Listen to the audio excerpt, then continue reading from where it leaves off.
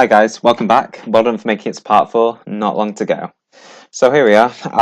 In the last video we were in the process of showing how Hydra will react to the implementation of Google Capture. We showed how Google Capture works within the application once it's enabled, and the big thing is, have we fixed it? So I've just done a little bit of a time lapse because we're going through 10,000 passwords here. Thought I might as well speed it up for you guys. We'll just go over to see how the VM's doing now. Brilliant. So we've got 9,800 plus attempts out of 10,000. So we'll be able to hopefully see in a moment that Hydra's been able to go through 10,000 login passwords, and it's not been able to find a single one that's correct. There we are. Fantastic job done. We've officially patched the vulnerability. Through the use of Google Capture, 1 out of 1 target complete, 0 valid passwords found, whereas we know Ronaldo, which is in that list of valid passwords, is the valid password for the username steve@gp.net. So just going back to the slides, computer programming is all about finding an optimal solution. We found a solution that worked, and that's fantastic through Google Capture here. We are really happy to say Google Capture works 100%. But what happens if we were to be attacked by not only one machine running Hydra, but potentially 2, for instance, or even more than that? So if we go all the way back to this GitHub attack, they had over 40,000 IP addresses running attacks, and we can just see the amount of work the server's done after one IP address doing 10,000, and as we can see, guys, no effort. Previous number of login incorrect attempts 999. Sorry, 9,999. Now it's 10,000. There we are, and it stopped because it's run out of lists, passwords in the list.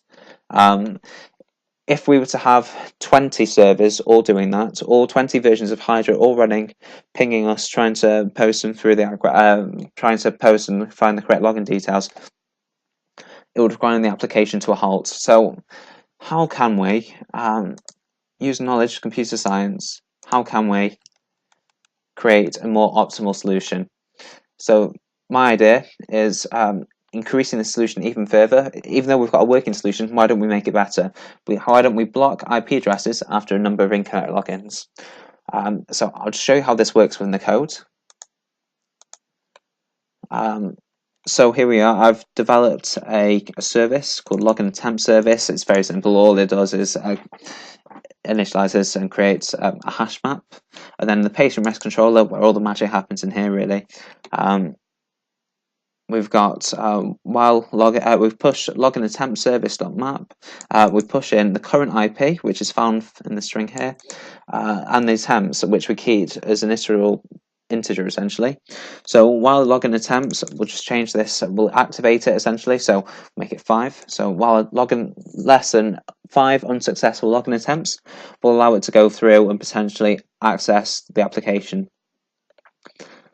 So whilst it's less than 5, however, if there's an incorrect login, we'll put the attempts into the hash map, we'll increase and iterate the attempts, and we'll be able to see that we've got an incorrect attempt. And then as it goes through, as the number of incorrect attempts grows,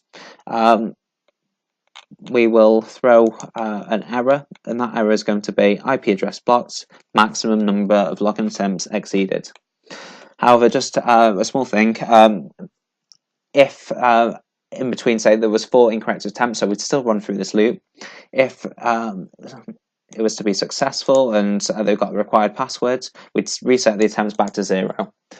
This is to help prevent if a user genuinely forgot their passwords, or they had caps lock on by mistake, or they're pressing the wrong key. We'll give them 4 attempts with that, otherwise we'll block it. So we'll just restart the Spring Boot server to get this up and running. We'll see how Hydra reacts to it. And I think we're going to see a slightly different response from Hydra. So here we are, we'll just get Spring Boot up and running. So just really simple, it's a hash map. it still allows other IP addresses. Even if one IP address was to be blocked, it still allowed other IP address to access the code and still access the application, because the hash map takes in the user's IP address. So there we are, I've got the Spring Boot server running. We'll head over to the virtual machine in just a moment. Actually, we'll just head back. So essentially, we're going to say we'll limit 5 incorrect attempts. So we'll see what happens. So we'll just go up and rerun this command. I don't expect this to last very long, guys. Okay, brilliant. So you might be wondering why it says we've got 11 valid passwords found. I'll explain that for you. Firstly, let's just have a look at the logs we've got in IntelliJ. So we set it no more than maximum 5 incorrect login attempts. So here we are, we can see IP address, that's the one that's been entered into the array, and that's the IP address of the virtual machine. So we can see it's tried putting in those. We've got login attempts going from 2 to 3 to 4 to 5.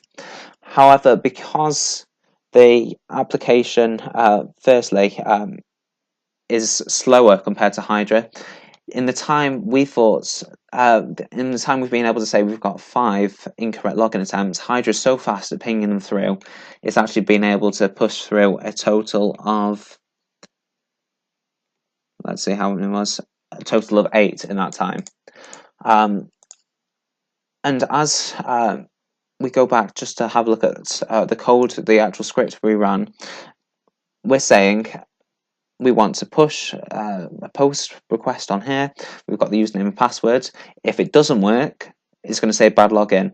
However, with this, we're using a little bit of changing user prediction. We're giving it a separate error. We're giving it IP address blocked, maximum number of attempts exceeded. So we can just prove this by going back to the virtual machine. We'll go into Firefox this time, and we'll prove that login is prevented even with a successful password, because we've declared it as being guilty of violating our code of conduct on the server. So HTTPS, make sure there's the slashes, localhost, port 884.